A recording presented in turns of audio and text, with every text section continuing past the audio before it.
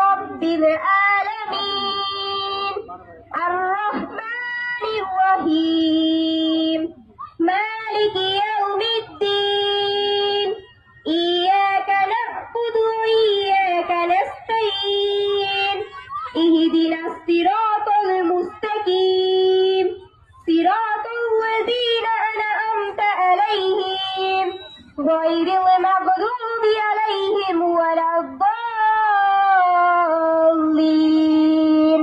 আমিন।